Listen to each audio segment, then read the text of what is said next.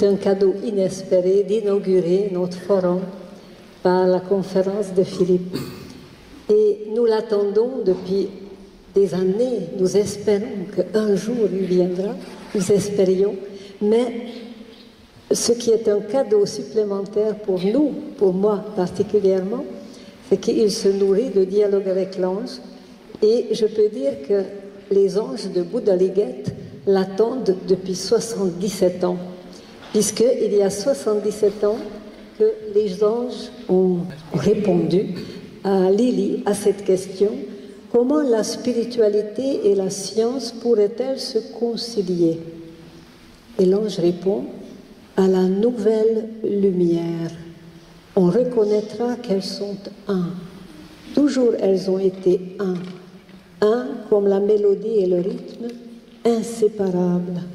Chaque membre du grand orchestre joue séparément, mais la symphonie est une. Et à travers les livres que vous pouvez acheter après, les 3 livres de Philippe Guillemont, vous allez voir, et à travers la conférence, à quel point il œuvre pour tisser un pont pour ce nourrissement mutuel de la science par la spiritualité et la spiritualité par la science. Je lui laisse la parole parce que chaque minute est extrêmement précieuse avec lui. Merci. Merci Marguerite. Bonsoir. Marguerite a eu raison de préciser ce livre, Les dialogues avec l'ange, sans lequel je n'aurais jamais écrit probablement aucun livre, ni fait aucune conférence. Ça a été le point de départ de toute mon action expérimentale, on va dire, depuis 10 ans. J'avais envisagé une théorie du temps, mais je sentais que je ne pouvais pas l'écrire si je n'avais pas expérimenté par moi-même les synchronicités. Et c'est ce livre qui m'a fourni l'élément déclencheur qui m'a permis d'entrer dans cette aventure. Alors ce soir, tout d'abord, j'ai accepté cette invitation parce que c'était une obligation en fait. À ciel ouvert, mutation silencieuse. Est-ce bien compatible? Moi, j'ai plutôt l'impression que si la mutation est silencieuse, c'est parce que le ciel est encore fermé. Ciel fermé, on pense ancien paradigme. Ciel ouvert, on pense ouverture à tout ce qui est dans le ciel, c'est-à-dire tout ce qui est transcendant.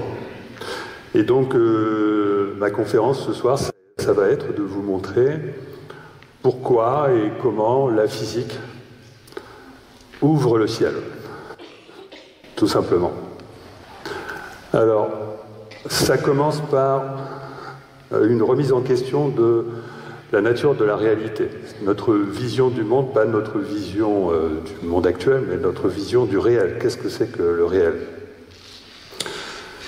En physique, il y a 10 arguments puissants qui, tous les 10, nous conduisent à remettre en question notre idée de la réalité telle qu'on l'aperçoit et par conséquent à abonder en faveur de l'allégorie de la caverne de Platon qui nous disait que le réel est une illusion et qu'en réalité, ce qu'on vit, c'est quelque chose qui est simplement comme une projection d'information, comme dans Matrix par exemple. Simplement, on ne sait pas exactement d'où ça vient. Mais en fait, ce qui en physique nous permet de dire que le réel n'existe pas tel qu'on le perçoit, parce qu'il s'agit de bien comprendre que le fait de dire que la réalité est une illusion, ça ne veut pas dire que on va vous enlever la table, Non, non. Il s'agit de comprendre que les choses ne sont pas telles qu'elles se présentent. C'est quelque chose de beaucoup plus subtil et c'est parce que tout est relatif à la conscience. C'est-à-dire qu'il n'existe pas de réalité en dehors de la conscience collective que nous pouvons en avoir. Et la physique nous donne 10 indications précieuses pour nous montrer que c'est ainsi. Il y en a 5 qui consistent à remettre en question notre vision de l'espace. Et donc là, on est on va faire une observation qualitative des arguments, de ces 5 arguments. Il y a 3 arguments quantitatifs dont je vais vous parler et qui permettent de faire également la même remise en question, mais aussi d'aboutir à la conclusion que notre monde est fait d'informations. Et puis il y en a 2 autres, tout aussi importants, puisque on va s'apercevoir que non seulement l'espace n'existe pas tel qu'on le perçoit, mais le temps non plus et la matière non plus. Alors pour ce qui concerne l'espace, il est à la fois non local, déformable, troué, en vibration et pixelisé. Qu'est-ce que ça veut dire? Ça veut dire que ce n'est pas de l'espace, vous allez comprendre pourquoi. L'espace est non local, ça veut dire que vous pouvez avoir des objets qui sont partout à la fois, dans une certaine zone. Ou alors vous pouvez avoir 2 objets séparés par une distance absolument illimitée, et ils peuvent rester connectés malgré la distance sans qu'aucun signal ne puisse réaliser cette connexion. Donc c'est ce qu'on appelle la non-localité. Donc déjà ça chamboule beaucoup notre vision de l'espace. Ensuite, vous pouvez avoir un espace qui se déforme sans qu'il y ait de notion d'espace sous-jacent qui, lui, ne serait pas déformé. Donc là, on a un gros problème par rapport à notre conception de l'espace. Et cette déformation peut aller jusqu'au fait que l'espace se troue au point d'avoir l'air de créer un nouvel espace à l'intérieur même d'un point infiniment petit. C'est épouvantable. Si vous cherchez à le comprendre avec l'idée de la notion d'espace, vous ne pouvez pas. Par contre, si vous essayez de le comprendre avec la notion de conscience, vous pouvez. Et je vais vous expliquer comment. Mais avant, je vais d'abord finir les deux derniers points. L'espace est en vibration, ça a été démontré récemment grâce à la découverte des ondes gravitationnelles. Ce n'est pas de la matière, hein. C'est bel et bien de l'espace, c'est-à-dire du rien, du vide qui vibre. D'accord ? Et enfin, l'espace est pixelisé, c'est-à-dire qu'il existe une plus petite quantité d'espace, un atome d'espace, qui correspond à ce qu'on appelle la longueur de Planck, qui est de l'ordre de 10 puissance moins 35 mètres, 0,0003501 mètres. Et si 2 points se trouvent à une distance inférieure à cette distance, ça veut dire qu'ils sont au même endroit. Donc il y a pas, on est en face, on est un petit peu comme si finalement notre réalité c'était un peu comme l'écran d'ordinateur. Hein. L'écran d'un ordinateur, il est pixelisé, il est courbé, il pourrait, grâce à l'électronique qui se trouve derrière, créer des effets qui reviendraient à la non-localité. Il pourrait faire tout un tas de choses, puisque de toute façon, là, on est en train de nous tromper, quoi. C'est-à-dire qu'on est en train de nous donner l'illusion d'une réalité telle qu'on l'aperçoit, alors que non, ce n'est pas de l'espace. Alors, juste un point pour mieux comprendre, un point personnel, hein. Donc là je vous donne mon interprétation personnelle. Je vais vous expliquer. Alors, tout d'abord, j'en viens à considérer que si l'espace n'est pas de l'espace, alors l'espace est de la conscience. L'espace et la conscience, c'est la même chose. Et vous allez voir pourquoi ça se confirme. L'espace et la conscience, c'est la même chose, ça veut dire qu'à ce moment-là, l'espace dans lequel nous vivons est une construction de la somme de nos consciences collectives. Et pour pouvoir avoir conscience, il faut pouvoir être en interaction avec ce qui nous entoure. Or, dans les trous noirs, qu'est-ce qui se passe? Eh bien, vous avez un phénomène qui est tel que la gravitation est telle que, en fait, les interactions entre les objets eux-mêmes sont supprimées. Et donc, la création de la conscience est supprimée. Et donc, l'espace est supprimé. Et donc, on comprend intuitivement la possibilité que l'espace soit non local, déformable, etc., si on considère que l'espace, c'est la conscience. C'est-à-dire que la physique redevient intuitive à partir du moment où on dit que l'espace, c'est la conscience. Alors, il y a 3 autres arguments. Il y a 3 principes importants en physique qui ont été découverts et qui confirment le fait que l'espace, c'est la conscience. Parce que, essayons de définir la conscience. On ne va pas y arriver si on demande pourquoi est-ce qu'on est conscient. Mais si on dit comment est-ce qu'on est conscient, on y arrive. Considérez ce qu'on appelle une information. Une information, ça a un petit côté subjectif. Il ne peut pas y avoir d'information s'il n'y a pas de conscience de cette information. Et maintenant, considérez le contraire. Considérez la conscience, mais le comment? La conscience de. Vous ne pouvez pas avoir la conscience de quelque chose si ce n'est pas de l'information. Vous ne pouvez avoir que de la conscience de l'information. Donc ça veut dire quoi? Ça veut dire que la conscience et l'information, c'est exactement la même chose. Mais vous allez me dire, oui, mais non, mais c'est pas possible, parce qu'à ce moment-là, on pourrait avoir une conscience. Il faudrait qu'on ait une conscience illimitée, parce que l'information, elle peut être illimitée. Bien non, pas du tout. L'information en physique, elle est limitée. Il y a 3 principes en physique qui s'appellent, je suis resté longtemps là-dessus, donc je vais vous le faire rapidement.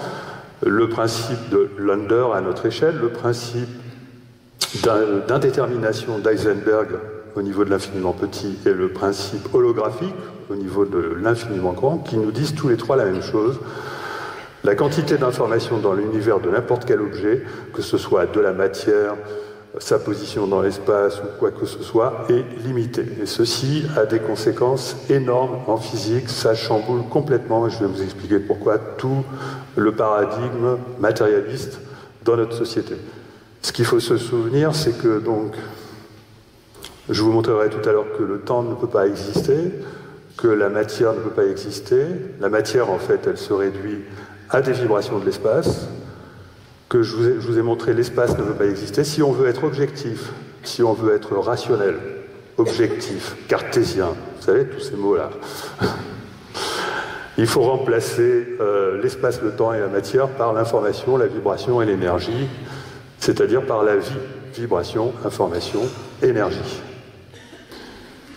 Alors, le fait de ne pas prendre conscience du fait que tout est conscience et non pas matière, ça a quelques inconvénients, c'est-à-dire qu'en fait, vous savez, depuis 3 siècles, la science s'est développée et a généré la technologie et une immense crédibilité grâce à ça. Mais la science s'est développée par opposition à la religion, et c'est là qu'il y a un petit problème, c'est-à-dire que pour s'opposer à la religion, la science a posé des dogmes. Et finalement, elle se retrouve aujourd'hui, alors qu'elle a remis en question ces dogmes, eh bien, à continuer de les poser et à refaire les mêmes bêtises que la religion, avant elle. Il y a d'immenses découvertes scientifiques en physique qui ont été faites durant ces dernières décennies. Je dirais que moi, quand j'ai commencé mes études, il n'y avait rien de tout ça. Tout s'est produit en une trentaine d'années. Et ça a changé complètement notre vision du monde. Ça l'a tellement changé que les physiciens n'y comprennent rien. Et ils le disent. On n'y comprend rien, c'est vraiment trop mystérieux, c'est trop étrange. La physique n'est plus intuitive. Et moi je vous dis, la physique redevient intuitive à partir du moment où on comprend qu'il faut mettre la conscience en premier. Et en plus, c'est de la logique. Qu'est-ce qui se passe si vous ne mettez pas la conscience en premier et que donc vous conservez le paradigme qui a été dénoncé par les découvertes récentes de la physique? Alors ces découvertes récentes, c'est la découverte de l'existence de 4 types d'informations qui ne sont pas de la matière, mais qui jouent un rôle considérable dans le déroulement des événements. C'est tout d'abord l'information du vide. Alors je précise qu'il y a aussi une raison pour laquelle on ne considère pas ces informations, c'est pas seulement le fait qu'elles ne sont pas matérielles, c'est le fait qu'on ne peut pas utiliser des équations si on essaye d'en tenir compte. Parce que les équations de la physique ont besoin que le futur ne soit pas encore réalisé, que hors matière, il n'y ait rien qui puisse influer, que dans l'infiniment petit, il n'y ait rien qui puisse influer, etc. Si on commence à prendre en compte ces choses qu'on a découvertes, par contre, les équations ne marchent plus. C'est pourquoi ce qu'on appelle, au niveau des informations de l'infiniment petit, ce qu'on appelle la gravité quantique, on est toujours en train de rechercher les équations qui permettent d'en tenir compte. On cherche toujours comment le vide pourrait influer sur notre réalité. On sait que c'est possible puisque, par exemple, l'énergie noire, qui est immatérielle a priori, exerce une pression négative sur la matière et bien d'autres choses encore. On sait qu'il existe des informations qu'on peut qualifier d'en dehors de l'espace-temps, parce qu'en fait, il n'y a aucune cause qui nous permet de dire d'où viennent ces informations. Ce sont des informations qu'on appelle du hasard quantique, c'est-à-dire que, par exemple, les deux particules dont je vous parlais tout à l'heure, qui sont jumelles, si on observe l'une, l'autre se met à avoir un comportement corrélé.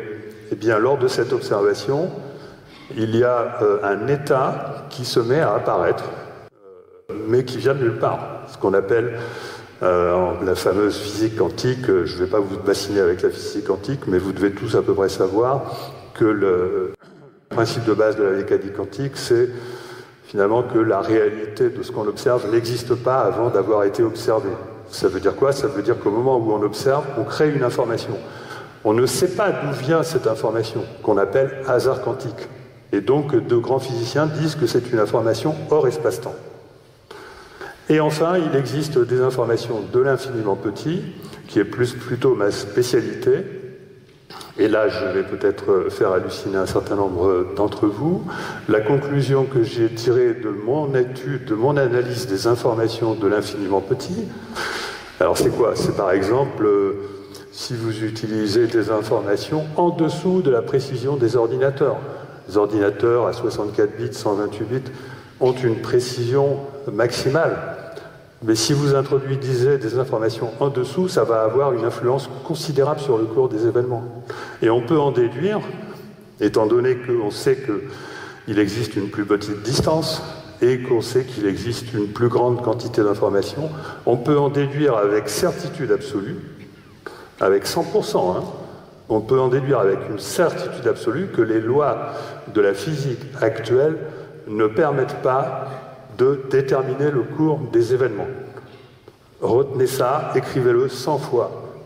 Ce n'est pas la mécanique qui détermine le cours des événements. C'est quelque chose qu'on a oublié de nous dire en formation continue. On a appris à l'école que c'était la mécanique qui détermine le cours des événements. On a compris entre-temps que non. Alors, le fait de rester dans le parc de la pensée qui est délimité par des dogmes que j'ai appelés matérialisme, causalité, déterminisme et hasard, conduit tout de même à quelques inconvénients. Je ne vais pas insister là-dessus, mais vous n'aurez pas de mal à déduire que le matérialisme conduit à l'aliénation, que l'idée que le futur n'existe pas et se construit dans le présent conduit à une perte de sens, que l'idée que tout est parfaitement déterminé conduit à des systèmes de contrôle par intelligence artificielle et que le fait qu'il n'existe pas d'information hors espace-temps, pas d'âme, etc., conduit naturellement au transhumanisme, c'est-à-dire que nous sommes des machines. Alors que si on accepte de sortir de cette prison pour l'esprit, c'est une véritable prison. D'accord ? Si on accepte de sortir de cette prison, on s'aperçoit que la prise en compte de l'existence de ces 4 types d'informations immatérielles avérées par la science, démontrées par l'expérience rationnelle, conduit obligatoirement à considérer la possibilité, au moins la possibilité, si ce n'est dans certains cas la certitude, du fait que la conscience n'est pas le produit du cerveau, que nous avons une âme, et ça je vous donnerai une définition de l'âme, où vous verrez que là il y a 100% de certitude scientifique à ce sujet, à la fin de ma conférence, que nous avons a priori un libre arbitre qui reste à conquérir, puisque la mécanique ne détermine pas le cours des événements, mais on peut quand même subir un conditionnement au niveau de la conscience. Et évidemment que nous ne sommes pas des machines, parce que les machines sont déterminées par le passé. Les machines, ce sont le résultat d'algorithmes, ce sont des programmes, et on peut prévoir par le passé, avec l'algorithme, tout ce qu'une machine va faire, même en interaction avec tout ce qui l'entoure. Il n'y a pas d'information qui vient du futur dans une machine. Or, si le futur est déjà réalisé, ça veut dire que nous ne sommes pas des machines. Et donc, il faut aller visiter l'extérieur. Pourquoi aller visiter l'extérieur du parc? Parce qu'à l'intérieur du parc, c'est devenu irrationnel. Les gens qui vous disent, vous allez à une conférence de Guimand, oh là là, mais moi je suis cartésien, rationnel, donc je ne vais pas à ce genre de conférence. Ces personnes-là sont assises sur de l'irrationnel. Si vous voulez du rationnel, écoutez-moi. Si vous voulez du cartésien, écoutez-moi. Descartes n'était pas cartésien d'ailleurs au sens où on l'entend. Donc, à l'intérieur du parc, c'est-à-dire le discours habituel, la sphère politico-médiatique, la majorité des intellectuels et des philosophes résonnent à l'intérieur du parc. Si on commence à sortir du parc, bon, bah, effectivement, là, on se fait... on est un petit peu poursuivi par les gardiens du parc. Il y a des dangers, effectivement. Il y a des dangers que j'appelle le marécage des religions, la décharge du hasard, la vallée de l'incertitude, etc., etc. Bon. Mais il y a des phénomènes. Il y a des phénomènes qui sont aujourd'hui, j'en ai choisi 6, il y en a bien d'autres, parce que ces 6-là sont avérés à 100%, ou alors ils sont étudiés par la science et ils ont déjà donné des résultats qui démontrent qu'il y a véritablement un phénomène. Le problème, c'est juste qu'on ne trouve pas réellement d'explication, quoique moi je trouve des explications à la moitié de ces phénomènes. Ces phénomènes qui sont étudiés scientifiquement pour la quasi-totalité, et le reste sinon est totalement avéré, ce sont les états de conscience modifiés, les expériences de mort imminente, les expériences de sortie du corps, les synchronicités et coïncidences étranges, les phénomènes aériens non expliqués, et puis les perceptions extrasensorielles. Voilà. Tout ça, ce sont aujourd'hui des sujets d'études scientifiques, bon, pour la grande majorité, et ce qui est absolument génial, alors génial, c'est pour ça que je fais des conférences, c'est que lorsque vous commencez à reconstituer les maillons avec tous ces phénomènes, vous apercevez qu'il y a une immense cohérence et que cette immense cohérence, elle implique simplement de revoir notre vision du monde en adoptant un modèle qui soit compatible avec ces choses-là, et c'est ce dont je vais vous parler. Il faut tout d'abord parler rapidement de l'état de la physique actuelle. Donc je vais vous parler des informations de l'infiniment petit. En physique, actuellement, il y a une crise parce qu'on n'arrive pas à réconcilier les deux grandes théories qui sont la mécanique quantique et la relativité générale. L'infiniment petit et l'infiniment grand, qui se rencontrent dans les trous noirs. Et donc, comme on n'y arrive pas, on bâtit des modèles de l'univers où soit on fait intervenir des choses qui sont vraiment très bizarres, des atomes d'espace qui bougent, qui fluctuent, soit on introduit des dimensions supplémentaires. Tout cela, à mon avis, ce sont des voies qui sont tout à fait justifiées. Il faut arriver à faire une synthèse des deux.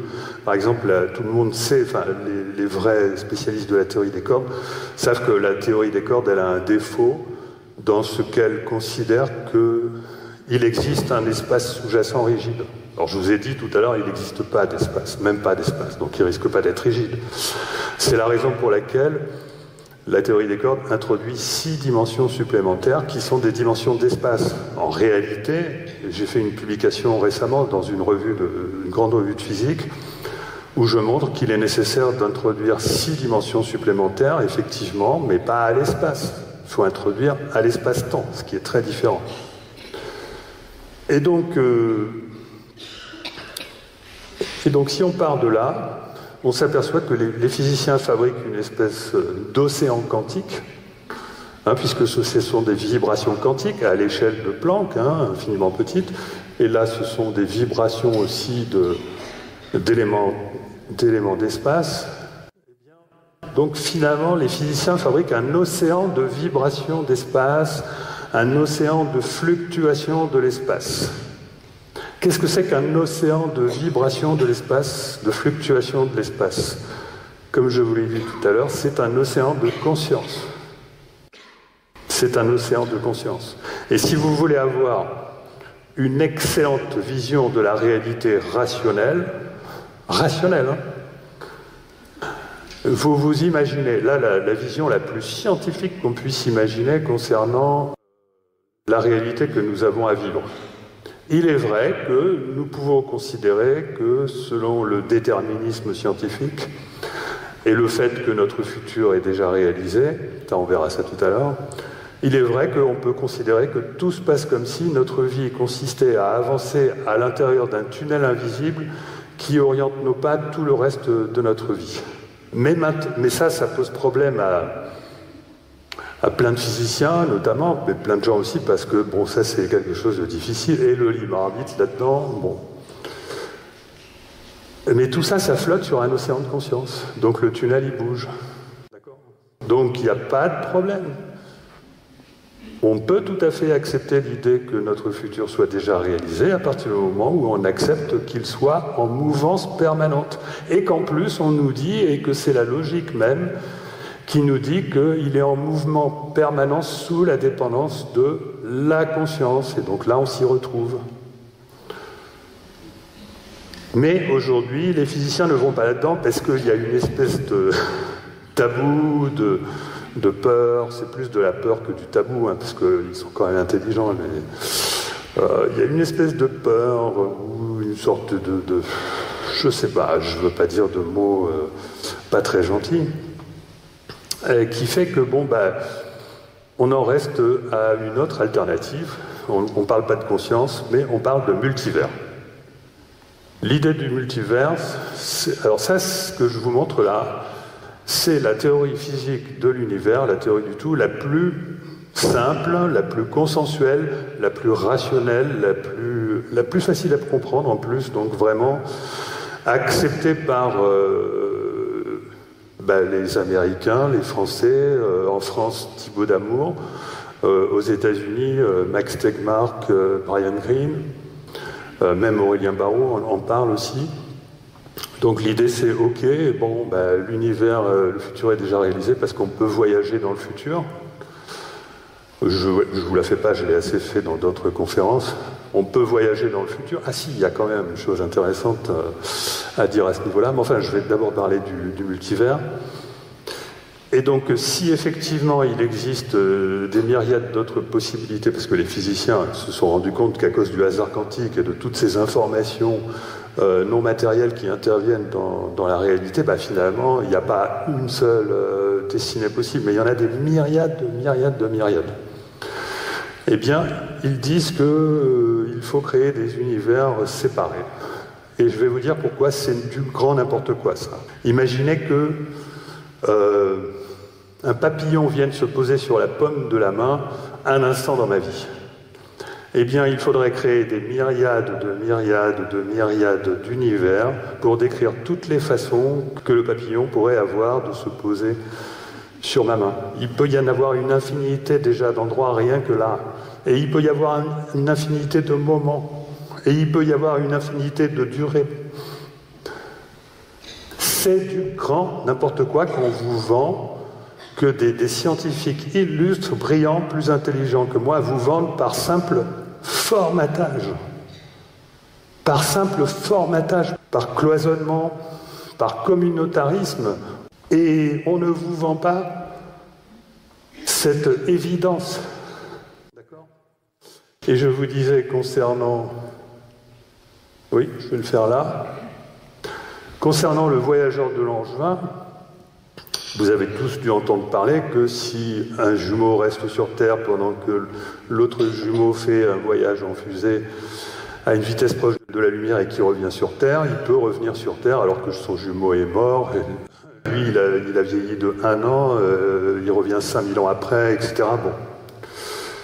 Mais il y a une chose intéressante là-dedans, c'est que le jumeau qui est parti en fusée, et alors donc, entre parenthèses, c'est pas la vitesse qui a créé le fait que l'un des jumeaux a vieilli plus vite que l'autre, parce que les deux repères sont apparemment équivalents, c'est l'accélération que le voyageur a dû subir à plusieurs reprises pour se retrouver dans cette situation-là. Mais quand il revient, il se passe quelque chose de très intéressant.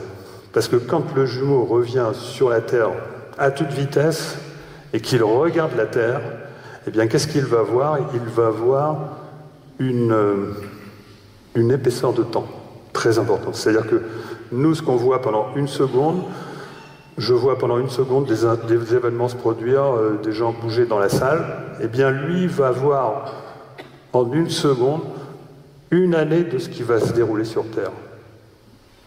Parce que la lumière va tellement être accélérée, parce que comme il voyage dans le futur, bon, enfin, je ne veux pas vous casser la tête, mais c'est juste...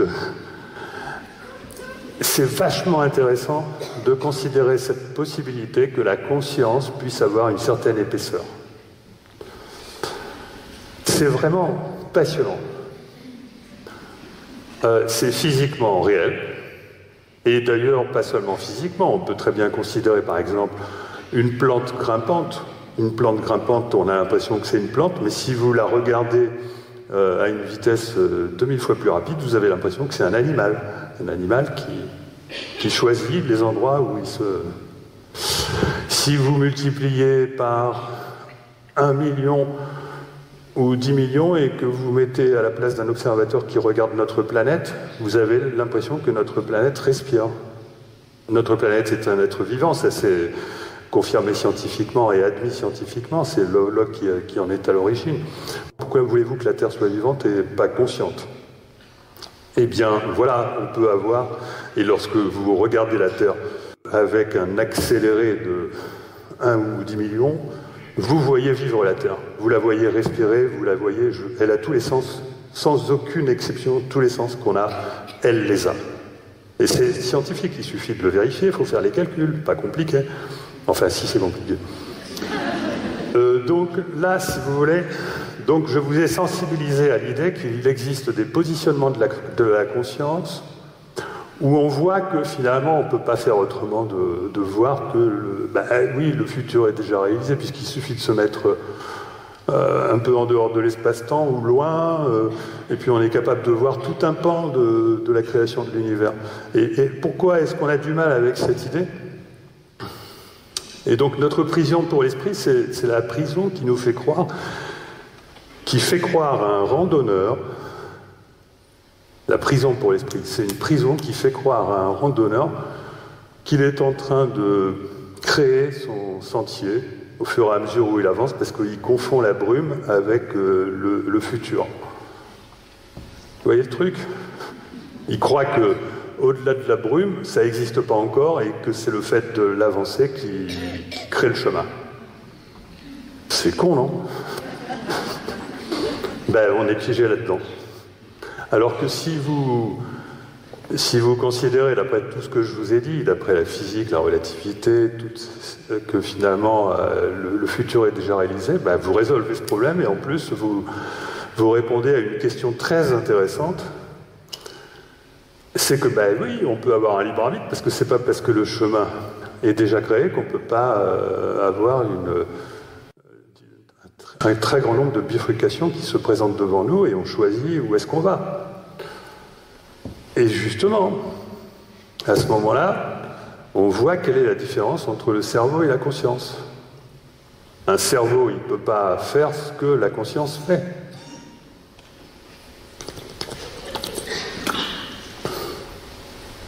Aujourd'hui, il est de plus en plus admis, y compris par les neuroscientifiques, que le temps, dont les physiciens n'arrêtent pas de nous dire qu'il n'existe pas, en fait pourrait être généré par le cerveau.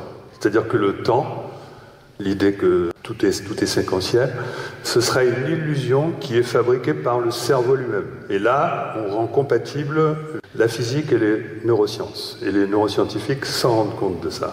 Et donc ça veut dire quoi? Ça voudrait dire que le cerveau nous crée l'illusion qu'il y a une anticipation de choses qui n'existent pas encore et qu'il y a une mémoire de choses qui n'existent plus. Ça, c'est de l'illusion. C'est de l'illusion créée par le cerveau.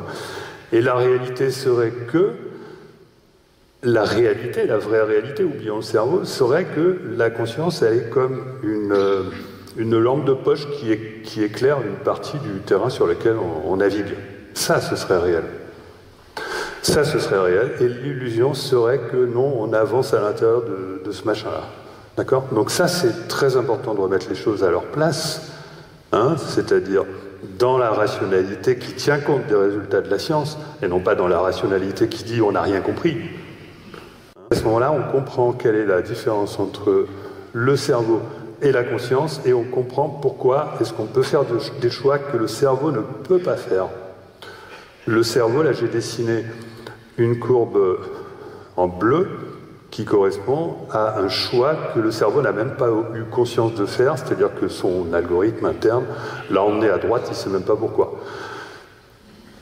Il aurait pu aller ailleurs, parce que ce n'est pas la mécanique qui détermine le cours des événements. Le cerveau aurait pu aussi aller à gauche, sans être déterminé, sans avoir un déterminisme qui l'oblige à aller à droite.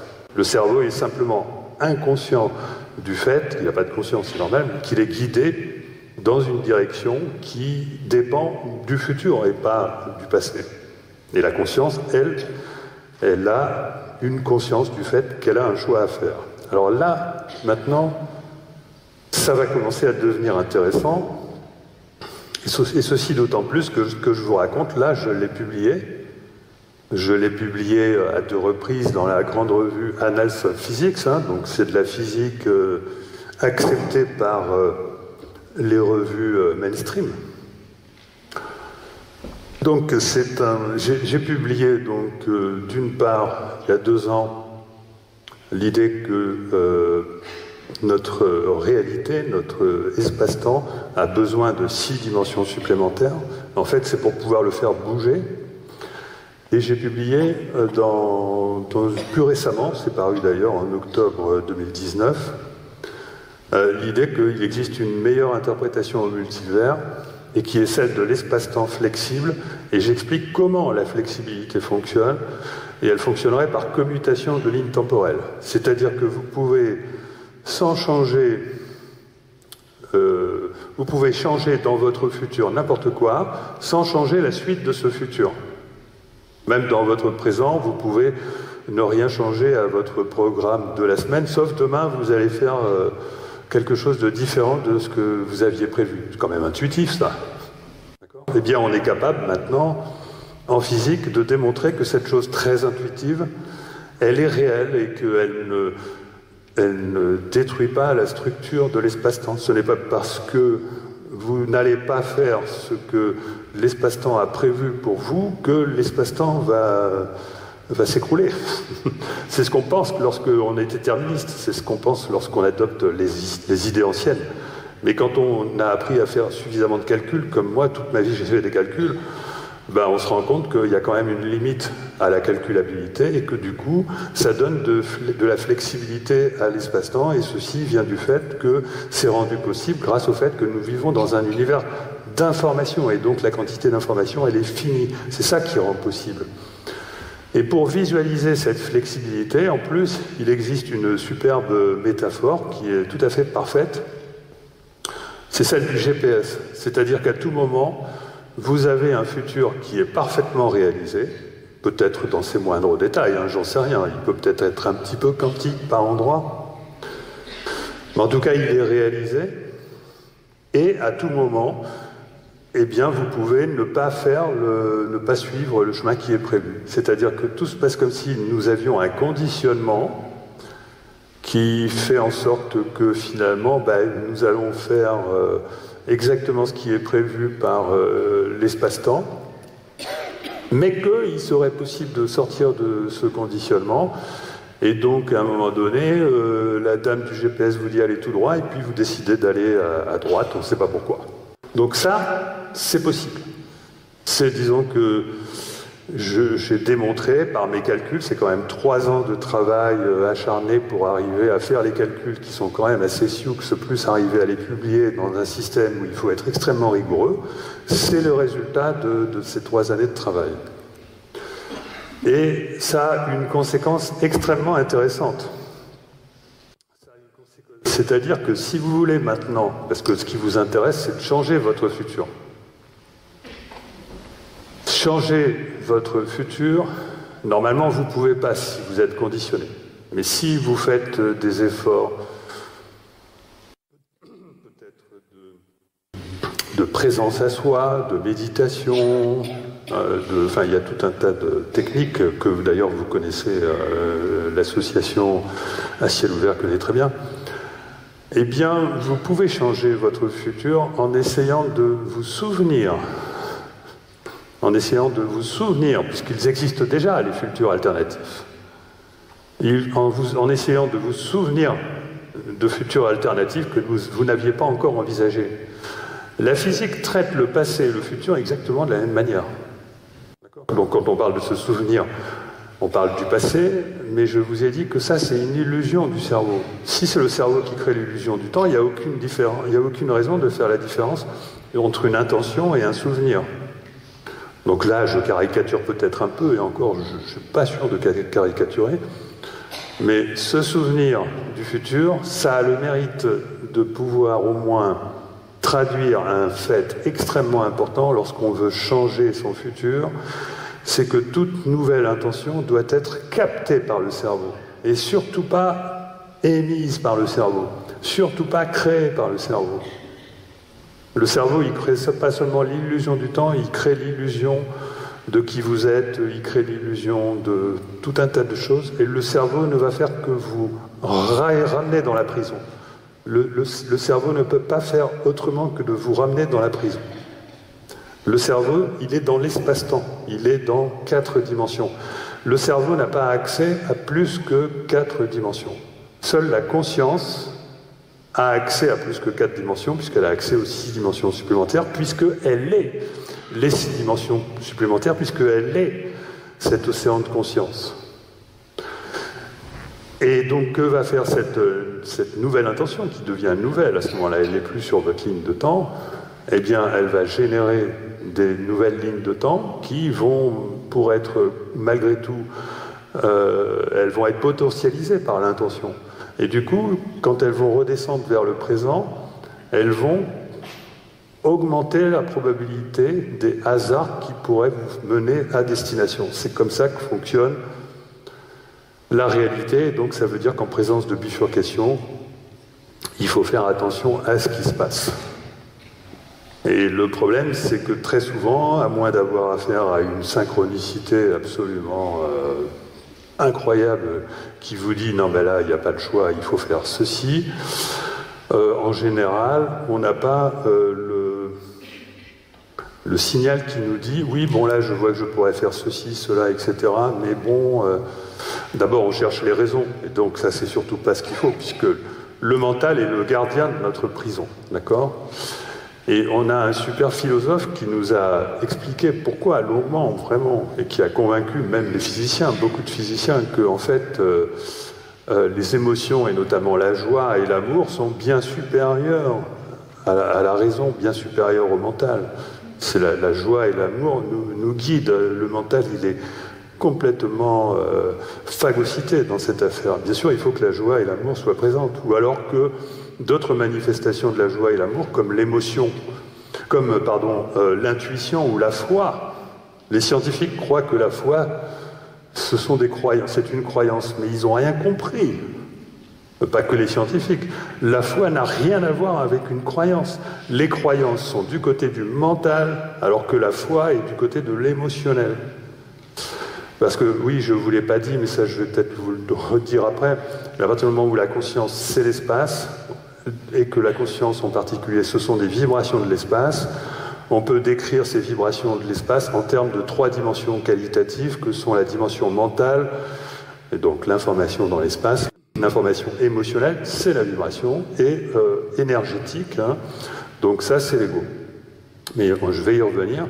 Mais donc du coup, il y a une différence qualitative fondamentale entre le mental et l'émotionnel, et entre ce qui est susceptible de nous guider en dehors du cerveau et ce qui est susceptible de nous emprisonner à l'intérieur du cerveau. Ce qui est susceptible de nous guider, c'est la joie, la foi et l'intuition. L'intuition s'adresse au mental, la foi s'adresse à l'émotionnel et la joie directement à l'ego qui est dépassé par cette affaire. Donc,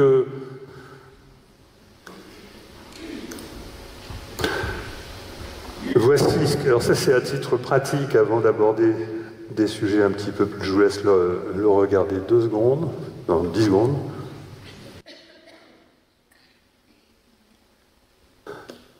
Donc ça, je vous ai introduit l'idée que donc, la conscience a 3 dimensions qualitatives et qu'elle a 6 dimensions mathématiques. Alors je parle ici de la conscience non matérielle, hein, celle qui n'est pas emprisonnée par le cerveau. Alors elle peut être conditionnée, ou elle peut être reliée à ce qu'on appelle le soi. Alors tout à l'heure j'ai oublié de vous dire un truc important, en fait j'avais supprimé le slide tout simplement sans me rendre compte, c'est que la conscience, c'est ce qui va vous permettre de faire des choix dans le présent. Elle va vous permettre de faire des choix dans le présent, mais vous n'allez pas maîtriser votre destination. Donc votre destination, si vous voulez, le problème c'est qu'elle est déjà là. Et elle est plus vous que vous-même. Parce que à la fin d'une vie, on regarde ce que quelqu'un a fait de sa vie, on définit ce qu'il est en fonction de toute sa vie. Et en général, ce qu'on réussit à faire, c'est plutôt pas tout de suite, quoi. Hein. Et donc, ce qu'est vraiment quelqu'un au fond de lui-même se découvre au fur et à mesure de son histoire. Et donc, ça veut dire qu'on n'est pas seulement notre conscience. Donc, il y a 2 choses là. Il y a un être au présent qui est bien conscient et qui préside aux conditions initiales. Et il y a un être absent, inconscient, subconscient, qui préside aux conditions finales. Nous réalisons qui nous sommes, mais sans savoir tout de suite qui nous sommes, sans savoir où l'on va. Et d'ailleurs, c'est intéressant de ne pas avoir une vision de notre futur, hein, parce que si on disait leur futur à un tas de gens qui font des choses grandioses, laisse tomber, ils arrêtent de les faire parce que ça implique une épreuve qui engendre une évolution. Or, si vous n'avez pas évolué, vous ne pouvez pas choisir l'épreuve, c'est pas possible. Vous ne reconnaissez qu'il était juste et que c'était super de vivre une épreuve que après que vous ayez évolué. Mais avant d'évoluer, vous ne pouvez pas accepter les épreuves. Donc vous voyez, il y a une nécessité de toute façon logique, rationnelle, pour qu'on ne connaisse pas le futur. Le fait de ne pas connaître le futur nous permet de nous réaliser beaucoup mieux que si nous le connaissions. Et donc, dans les dimensions supplémentaires que la physique introduit, on peut, y compris dans la théorie des cordes, les décomposer en 2 parties. Les 3 dimensions qui sont reliées au moi et les 3 dimensions qui sont reliées au soi, c'est-à-dire aux conditions finales. Et comme je vous ai dit tout à l'heure que la conscience, elle avait 3 centres, parce que c'était de l'espace en vibration, donc vous mettez l'émotionnel à droite, l'énergétique au centre et le mental à gauche, et vous avez tout le reste en découle. Donc, et là, je donne simplement comment faire pour changer son futur. C'est-à-dire que je n'ai pas écrit exactement de quoi il s'agissait. En haut, vous avez le mental supérieur, le soi, l'émotionnel supérieur, et en bas, exactement la même chose, mais inférieur, et le moi. Mais pour ce qui concerne l'usage de cette télécommande, en fait, pour arriver à changer son futur, à se fabriquer un meilleur futur, le truc, c'est d'arriver à sortir des croyances en lâchant prise pour laisser les intuitions rentrer dans le mental. C'est d'arriver à sortir de l'ego tout en se détachant pour arriver à faire rentrer la joie dans sa vie, et c'est d'arriver à sortir du jugement et donc de développer la confiance pour arriver à faire rentrer la foi. Parce que la foi, la joie et l'intuition sont les 3 guides de la conscience qui lui permettent de réaliser son être le plus profond. Voilà, c'est simple, hein. Bon. Presque trop simple. Et donc ce qu'il faut se rappeler, parce que je vous ai dit tout à l'heure que en fait lorsque vous vous souvenez de votre futur, c'est-à-dire que lorsque vous développez une nouvelle intention qui surtout ne vient pas du cerveau, mais vient d'une introspection, d'un retour sur soi, et à ce moment-là, il vous vient une idée que vous pourriez faire quelque chose, moi je vais récupérer mes idées dans la nature, hein. Ça c'est systématique. Je suis conscient de ça parce que toute ma carrière, j'ai été dans l'innovation. Et c'est pas quelque chose qu'on apprend à l'école, mais moi, pour innover, j'ai compris qu'il fallait empêcher le cerveau de fonctionner. Et je vous assure que c'est pas de la blague, c'est même pas une blague. Ça ne veut pas dire qu'on n'a pas besoin de faire fonctionner le cerveau, mais seulement après, quand on a trouvé la bonne idée. D'accord ? Donc on a besoin des deux, on a besoin d'un cerveau qui fonctionne, évidemment. Et donc une fois qu'on a fait un retour sur soi et qu'on a réussi à choper dans une méditation ou dans la nature ou je ne sais où, ou par exemple un grand physicien sur une marche d'un bus dans lequel il montait, Poincaré, une fois qu'on a réussi, qu'on a trouvé donc ce qu'on pourrait être, ne pas hésiter à redemander, ne pas hésiter à affiner, etc. Et bien là on est en train de faire pousser nos intentions dans le futur. Et les faire pousser, ça veut dire leur donner une énergie, c'est-à-dire une probabilité, parce que l'énergie et l'information, c'est la même chose, et donc l'énergie et la probabilité, c'est la même chose aussi. Donc vous augmentez la probabilité d'un futur rêvé, vous diminuez en vous déconditionnant la probabilité d'un futur prison. Du coup, les énergies se répartissent dans votre arbre de vie et elles augmentent la probabilité du hasard qui va vous emmener à destination. Et il peut y en avoir plusieurs. Ce que je traduis en disant « le futur fait pousser les fruits de nos intentions ». Mais quand même, il faut faire attention parce que du coup, je suis celui qui apprend les gens à devenir fous. C'est vrai. Il y a, je ne sais pas combien je reçois beaucoup de témoignages, alors il y a parmi ces témoignages de synchronicité, il y en a qui sont fabuleux, et il y en a beaucoup quand même, hein, énormément de gens qui n'arrivent pas à comprendre que la synchronicité, ça n'a rien à voir avec le mental, qu'il ne faut pas l'analyser avec le mental, et que quand il vous arrive une synchronicité, si vous voulez, elle parle d'abord au cœur, à l'émotionnel, aux tripes, et elle ne parle pas au mental. Ou alors, si, mais bien après. Il faut d'abord que la synchronicité soit avérée par quelque chose de surprenant. On est complètement bluffé, on ne comprend pas, c'est incroyable. Et alors après, oui, une fois qu'on a compris que là, il y a un truc qui parle, un message à notre attention, parce que c'est trop improbable, à ce moment-là, on peut peut-être commencer à réfléchir, on s'aperçoit souvent qu'une synchronicité n'est entièrement comprise que ça peut aller jusqu'à des semaines plus tard, voire beaucoup plus. Mais donc je préfère quand même vous avertir des écueils, c'est qu'il existe 4 types de synchronicité possibles, dont 3 sont fausses, puisque vous pouvez tout aussi bien avoir des synchronicités qui viennent du fait que des choses étranges arrivent naturellement. Et en plus, il est normal que ces choses étranges arrivent d'autant plus souvent apparemment à ceux qui en témoignent, alors que les personnes à qui il n'arrive rien d'étrange n'en témoignent pas. Et donc ça, c'est l'argument utilisé par les scientifiques pour dire que les synchronicités n'existent pas, sauf que lorsque ça vous arrive en cascade, parce que les synchronicités ont cette propriété, c'est d'arriver en cascade, c'est-à-dire il vous en arrive une, et dans la même journée encore une, etc. Eh bien, vous ne pouvez plus le nier, et ceci d'autant plus qu'en plus, on peut apprendre à les déclencher. Les déclencher, bon, j'en parle un peu dans d'autres conférences, j'apprends ça dans les ateliers que je commence à faire maintenant. Déclencher les synchronicités, c'est quoi? C'est ce dont Marguerite nous parle sans arrêt, c'est tout simplement dialoguer avec son ange. Voilà, moi c'est comme ça que j'ai commencé.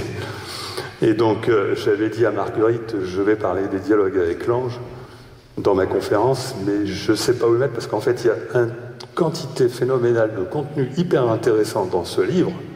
J'allais vous parler, par exemple, de l'idée que le mal est un bien en formation. J'allais vous parler de tout un tas de choses comme ça, mais je me suis dit non, ton choix va être trop sélectif. Je préfère dire simplement que déclencher les synchronicités, ça revient à dialoguer avec son ange, mais pas à la façon effectivement des dialogues avec l'ange, mais plutôt à la façon où on est tout seul, on fait un retour sur soi, on recherche en soi l'authenticité et on utilise l'univers, l'environnement comme ange, comme réponse. Enfin, bon, moi j'ai eu... bon, mais je préfère pas en parler ici, je parle de mes synchronicités dans tous mes livres. Et donc, voilà, il faut faire attention aux causes cachées. Il existe, voilà, si vous voyez un extraterrestre traverser la rue, c'est pas parce que votre demande concernant un boulot que vous cherchez absolument trouve là son expression, c'est parce qu'il y a un carnaval. Si vous voyez des formes dans les nuages, ou dans les rochers, ou dans je ne sais quoi apparaître, ça peut être des biais cognitifs, comme par exemple la pareidolie. Il y a énormément de gens qui veulent quand même malgré tout voir. Là, le cerveau est programmé pour créer ce genre d'illusions. Et puis il existe aussi les vraies synchronicités, mais négatives, c'est-à-dire que donc c'est ce que j'appelle au niveau quotidien la loi de l'emmerdement maximum, ou alors les événements imprévus, hyper chiants, hein, mais qui vous apportent quand même une information très intéressante qui n'est pas qui ne consiste pas à dire tu ne devrais pas faire ça, qui consiste à dire au contraire, là tu es en train de faire quelque chose de très important. Est-ce que tu es sûr de ta déesse? Es-tu bel et bien déterminé par... voilà. Moi, ce qui m'est arrivé... Enfin, bon, je ne vais pas rentrer dans le détail, parce que là, c'est un petit peu trop... mais... Oui, bon, d'accord. Le jour où je suis tombé en panne sur l'autoroute pour la première fois de ma vie, avec des panneuses, en plus je transportais mes gamins et mon frère dans la voiture pour qu'ils viennent me conseiller, le truc qu'il n'y a pas à faire, quoi, sur un contrat à signer, mais quelque chose qui allait changer tout, même pour moi et aussi pour eux d'ailleurs. Et évidemment, cette panne qui, bon, a tout remis en question. Et en fait, mon frère a été très zen, les gamins ont été très cool, la dépanneuse, etc., la voiture a été réparée en 2 ou 3 heures, et ça s'est fait. Mais imaginez que, du coup, on était partis dans une brouillade, une conversation, mes enfants qui auraient dit, bah tu vois, Baba, c'est la preuve qu'il ne faut pas le faire. Bon, enfin, ou des conneries comme ça, et ça ne se serait pas fait. Donc, c'est la détermination qui a compté, là. Et en fait, ça voulait dire que j'avais bel et bien deux avenirs devant moi, différents, qu'il y en a un, il fallait que je sois vraiment déterminé pour tester ma détermination. Tout se passe comme si l'univers avait provoqué cet accident. Donc voilà, et les véritables synchronicités, écoutez, si votre mental est là en train de réfléchir, est-ce que c'est une synchronicité ou pas, c'est sûr que ça n'en est pas une. D'accord? Parce que quand ça arrive, ça crée déjà beaucoup d'émotions. Et ça ne veut même pas forcément dire que c'est improbable. Mais bon, ça, ce sont des choses qui sont à expérimenter.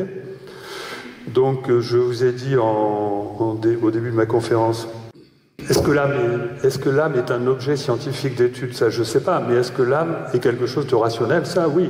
Il suffit de définir l'âme telle que, d'une manière très raisonnable, hein, comme un système immatériel de coordination atemporelle du vivant, capable de rejeter l'excédent d'entropie, c'est-à-dire l'excès de désordre organique, et de survivre à la mort du corps. Ça, c'est à peu près, me semble, une bonne définition de l'âme.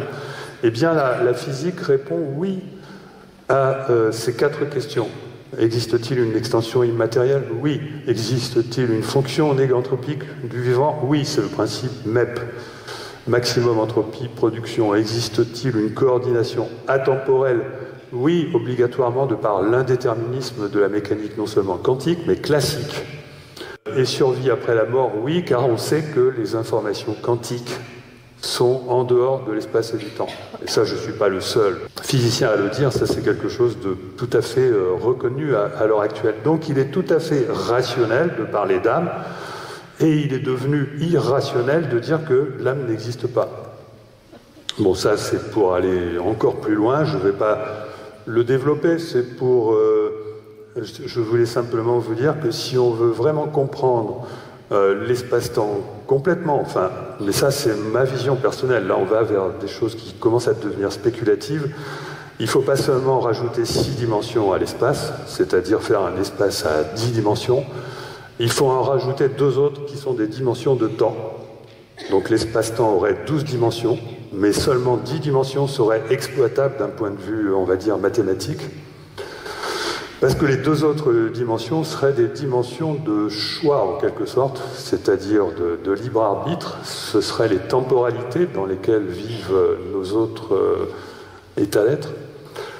Et on les appelle chronos pour le temps ordinaire qui nous enferme dans une prison, kéros pour le temps qui nous permet de sortir des sentiers battus et finalement de réaliser quelque chose de créatif, de changer notre futur, et aion pour le temps dans lequel se change éventuellement notre destinée sous l'influence de notre soi, qui vit peut-être dans un autre univers, peut-être miroir, on ne sait pas. Et donc voilà, et ça, tout cela s'inscrit dans une vision spiritualiste, hein, évidemment, de notre réalité, où la réincarnation se comprend en tant qu'incarnation simultanée, voilà, etc. Bon, enfin, je ne vais pas insister là-dessus. Je vais conclure, je pense que j'ai parlé assez longuement. Non? J'avais peur d'être trop long, peut-être. Mais sinon, je reviendrai sur certains points. Donc voilà ce que j'essaye de faire passer comme message depuis 10 ans, c'est que la conscience est un système de navigation et que la physique nous le montre. L'information manquante en physique que les physiciens ne veulent pas regarder parce qu'ils ne savent d'ailleurs même pas ce qu'ils en feraient, parce que c'est incompatible avec l'usage d'équations, eh bien c'est l'information de la conscience.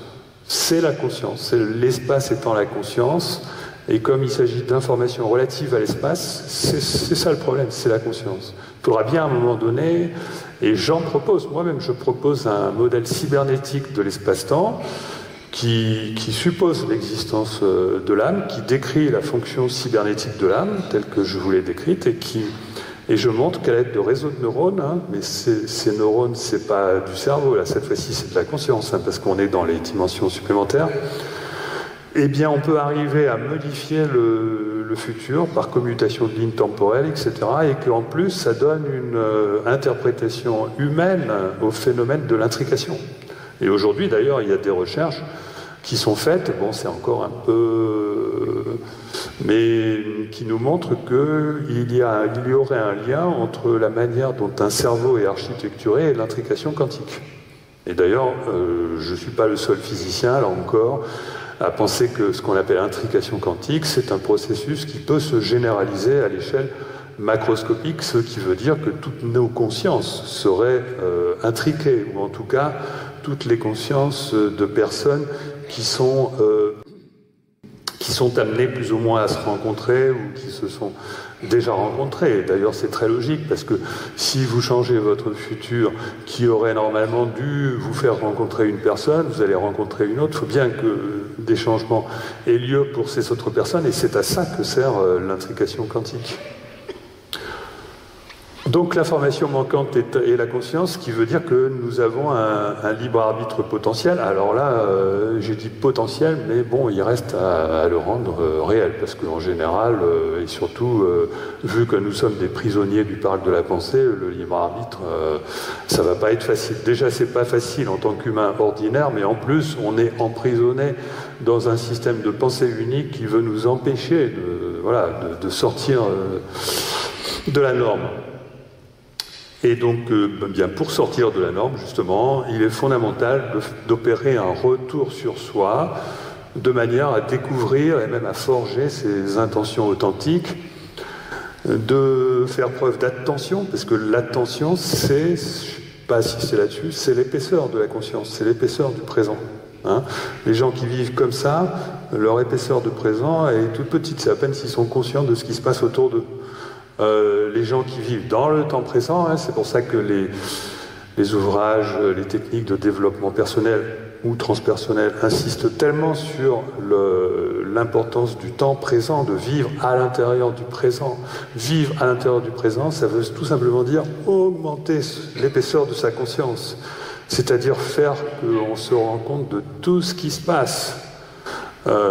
Et notamment, on se rend compte de tout ce qu'on pourrait faire et de l'immense liberté que nous avons de vivre cette vie où 100 000 choix apparaissent. Donc c'est ça, faire attention.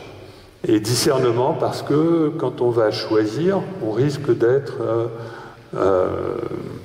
piégé par notre mental, soit parce que on ne croit pas aux synchronicités, soit parce qu'on y croit trop, au contraire, enfin, on va toujours avoir tendance à vouloir acquérir une maîtrise de soi en passant par le mental. C'est tout ce qu'il ne faut pas faire. C'est le mental, il intervient après. Il est hyper lent, le mental, en fait. Hein. Le mental, c'est quand on sait, quand on l'a trouvé. Voilà. Il est là pour réaliser. Il est là pour exécuter. On trouve ça dans les dialogues avec l'ange. Et donc, obligatoirement, ce que je vous ai dit, et j'ai commencé à vous le dire ici, si vous voulez, c'est normal. Si notre futur est déjà réalisé, que notre passé est encore là, mais notre vie, elle existe encore même quand on est mort. Et elle existe déjà même avant notre naissance. Et si vous demandez ça à un physicien, il y a des physiciens qui pensent, comme moi, que le futur est déjà réalisé, etc. Il y en a un, Marc Lachaise-Ray, il fait très souvent des conférences qui sont passionnantes. Et maintenant, à la fin de ces conférences, il commence à dire que ça ouvre à la spiritualité. Vous avez aussi Thibaut d'Amour. Lui, il ne fait pas trop de conférences, mais il a fait quelques interviews et il a livré son point de vue sur la question. Effectivement, le futur est déjà réalisé, mais lui, il a carrément un point de vue sur la réalité totalement spiritualiste.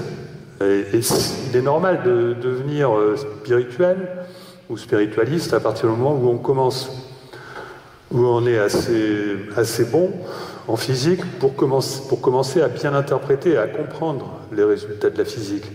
Hein, si la physique amène naturellement à la spiritualité, tout simplement parce que, comme je ne sais plus quel ange disait, je n'ai jamais cherché que la vérité. La science n'a jamais cherché que la vérité, la spiritualité n'a jamais cherché que la vérité, elles sont faites pour converger, d'accord? Et donc c'est parce que on a inversé la statue de la connaissance en lui mettant la tête en bas, c'est-à-dire la matière en haut, la conscience en bas, qu'on n'y comprend plus rien à la physique. Mais si vous remettez la statue de la connaissance dans le bon sens, ça devient intuitif, ça devient lumineux. Voilà, et donc développer les valeurs spirituelles, c'est tout à fait normal. Et au niveau collectif, on a affaire à une pensée beaucoup plus intelligente que l'intelligence artificielle ou la pensée mécaniste. Alors il y a quelque chose qui est un petit peu dommage là-dessus, mais on s'en rend compte dans les médias. Il n'y a plus de philosophes, ou en tout cas, ceux qui restent, ou qu'on voit passer dans les médias, ils ont des discours qui sont politiques. On ne voit jamais de médias mettre en place, par exemple, des débats sur la nature de la réalité, etc. Jamais. On le faisait, moi quand j'étais petit, je voyais ça, il y avait ou 30 ans dans les dossiers de l'écran. Ce genre d'émission n'existe plus. On a un problème, franchement. On a l'impression que notre sphère politico-médiatique est devenue tellement étriquée et qu'il faut tellement protéger ce parc de la pensée que dès qu'il est question d'en sortir, là, tout le monde fout le camp, on ne trouve plus personne. Alors qu'il est vital de provoquer des débats. Il y a même en politique où il n'y a pas de débat. Il n'y a pas de débat sur l'Europe, il n'y a pas de débat sur... Enfin, on nous impose, voilà. une vision de la réalité de plus en plus étriquée, avec de plus en plus de mots qui font peur et qui sont là pour en fait jouer le rôle de gardien. Hein. On a modifié carrément le vocabulaire pour nous empêcher de penser, presque. Hein. On en est arrivé à un point où, si vous voulez, on ne va pas échapper à certains effondrements qui, j'espère, parce que je suis optimiste, vont, du fait qu'ils vont nous réveiller, nous éveiller, réussir à nous faire réagir de manière humaine aux événements qui vont arriver. Et j'espère qu'il s'en suivra ensuite une pensée petit à petit, parce que ce qu'on n'intègre pas les conséquences de mon discours comme ça du jour au lendemain. Hein. Il faut des années et des années et des années, et même moi je progresse en même temps avec mon public pour intégrer les conséquences de cette nouvelle vision du monde qui est beaucoup plus rationnelle. Et en plus, elle fournit un éclairage puissant sur tous les phénomènes inexpliqués dont je vous ai parlé, je vous ai juste cité. C'est comme ça que je suis arrivé à une certitude sur tout ça, que j'avais déjà acquise rien que par la physique. Et quand on étudie ces phénomènes, mais vous ne pouvez pas imaginer à quel point c'est merveilleux de voir que tout concorde et que la vision de la réalité qu'on peut dépeindre à partir de là, pour peu qu'elle intègre 2 niveaux de conscience supplémentaires, elle nous ouvre des perspectives, mais alors considérables. Moi, je sais déjà comment marchent certaines technologies du futur. Je sais des technologies, mais bien meilleures que tout ce que vous pouvez vous imaginer. Enfin bon, je suis un ingénieur, donc je suis intéressé en premier lieu par comprendre certains types de technologies qui viennent nous rendre visite, par exemple, et qu'on ne comprend pas et que on dit qu'elles n'existent pas. Aujourd'hui, elles sont compréhensibles. Voilà, et puis en fait, cette façon de penser, ça finalement remet l'humain vraiment au centre à travers la revalorisation de la poésie en premier lieu, parce que la poésie, c'est une invitation à regarder le monde et à découvrir toute la subtilité des rapports qu'il peut y avoir entre nous et le monde, entre nous et l'environnement. Et cette subtilité du rapport, elle découle naturellement du fait que nous sommes en dialogue permanent avec notre futur. Et les arts, évidemment, sont un moyen d'expression pour faire passer des idées, effectivement. Et même moi, d'ailleurs, c'est un scoop, hein, mais je vais monter une entreprise pour justement essayer de trouver, de valoriser un pont entre l'art et la science, un pont entre la physique et la synchronicité. Et je vous assure que les sciences humaines, là-dedans, ont un rôle à jouer extraordinaire, parce qu'on s'aperçoit que finalement, il y a une plus grande intelligence chez les gens qui s'occupent depuis longtemps de psychologie, de psychiatrie, etc., etc. Il y a une plus grande, on s'aperçoit qu'il y a une plus grande intelligence, une plus grande intuition, parce qu'eux n'ont pas abandonné l'intuition, alors qu'un scientifique ordinaire laisse tomber l'intuition. Il veut ne fonctionner qu'avec son mental, et donc il laisse tomber un pan de son intelligence qui est le plus précieux. Voilà, et donc c'est normal que les spécialistes qui fonctionnent beaucoup dans les sciences humaines avec leur intuition, et qui, bon, avec le mental évidemment, hein, je ne veux pas, développent une pensée plus intelligente que la vision du monde qu'on nous donne en science. Voilà, et puis tout ça c'est bien gentil, mais il ne faut pas me croire, il y a beaucoup de moyens d'expérimenter ce que je vous ai raconté ce soir. Voilà, je vous remercie.